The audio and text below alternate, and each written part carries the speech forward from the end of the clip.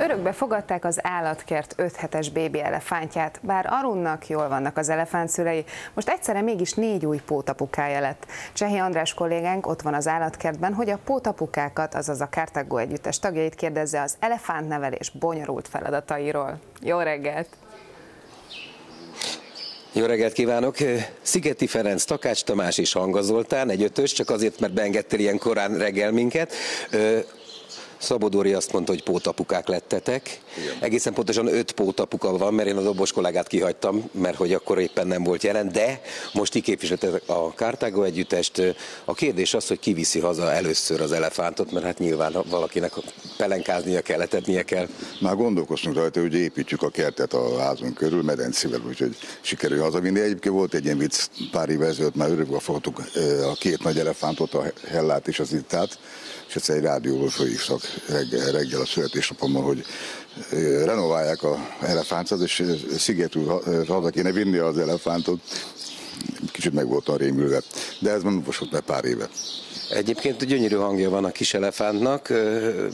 Te, mint a zenekarnak a kiváló énekese, szerintem azért néhány énekórát adhatnál azért a kollégának, vagy te is eltanulsz tőle valamit? Igen, én is egyrészt a hangerőt én tanulom őtőle, ő pedig a technikát én tőlem, de még kicsi, azt hiszem, úgyhogy a nővérkével foglalkozom inkább, ő már. Meg hát a trombitán nagyon jobban tud, mint a jazzisták jobban tudnák ezt a kérdést, igen.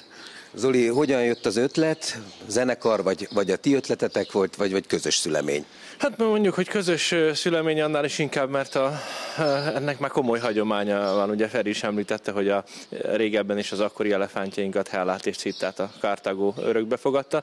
És hát most ugye újabb fontos elefántos esemény volt itt az állatkertünk életében. November 8-án született a kis elefánt, úgyhogy még nincsen 2 hónapos, és hát azóta már nagyon sokan el is jöttek hozzánk meglátogatni őt, erre egyébként mindenkit most is biztatok, még az ünnepek alatt, vagy a 2 ünnep között is nyitva vagyunk, és hát azt érdemes tudni, hogy hát amikor ilyen elefántos esemény van, akkor előbb-utóbb okvetlenül szoktunk beszélni telefonon, és akkor így jött az ötlet, hogy akkor legyen egy ilyen örökbefogadás, amit hát oklevél is van róla, és hát egyébként az együttes tagjai azért itt rendszeresen nyomon követik az elefántos eseményeket, sőt éppen ugye Tamással arról beszéltünk, hogy hát ő meg aztán kifejezetten gyakorló apukaként is rendszeresen látogatja az állatkertünket, az állatkert lakóit.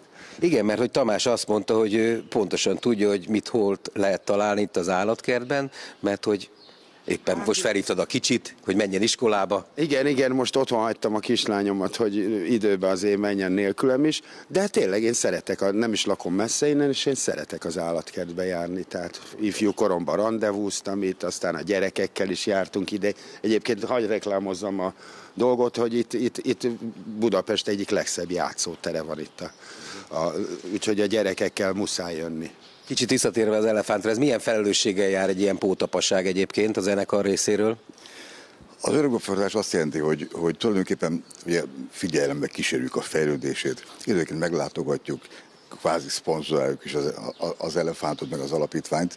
Tehát ez egy olyan, mint egy ilyen kis, ilyen pótapukaság, hogy jövünk, megyünk, néha megnézzük, kiosztjuk egymás között a szerepeket, mikor kijön, hol a zenekarból is jönne valaki, és akkor is tápoljuk őt, figyelme kísérjük. Egyébként a Cartagonál ugye maga az elefánt az egy szimbólum, azt tudni kell, ugye hát most nem akarok történelmet beszélni, ugye Krisztus előtt a 3. században volt a római pun háború, és tegnap gondolkodunk Hannibal, de nem a tanár úr, hanem a hódító. Hannibal átballagott ugye az Alpokon, hogy ő majd legyűri a rómaiakat, és a rómaiak meg átkeltek a Szicíliából, és porrázúzták Cartagot. Ugye onnan van az analógia, hogy akkor az elefánt, és mikor Cartago megalakult ezelőtt 38 éve, azóta így vagyunk változatlanul, azóta is az elefánt mindig a szimbóluma volt a Cartago. Igen, meg bocsánat, az a jelkép, hogy az elefánt dübörgés, hát az abszolút Cartago. Benne van a dalban és a Requiemben, igen, benne van az elefánt dübörgés. Hát a Cartagot mindig a rock elefánt jönne, szoktak minket mondani általában. Igen, egyébként az elefántban van erő, tehát az egy rokkos állat, van benne erő, értelem,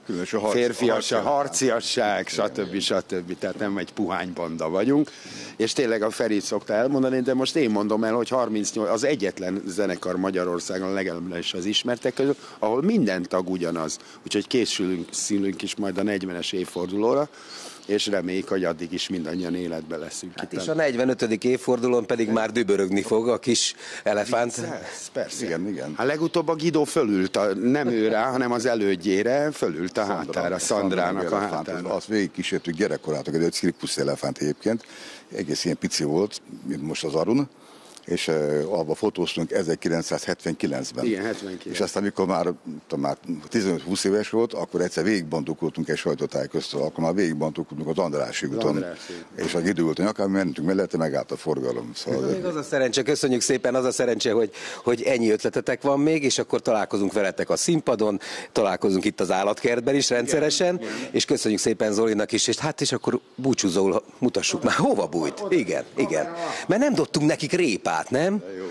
Dobáljunk már neki búcsúzóul egy picit. Köszönjük szépen, visszakapcsolunk a stúdióba.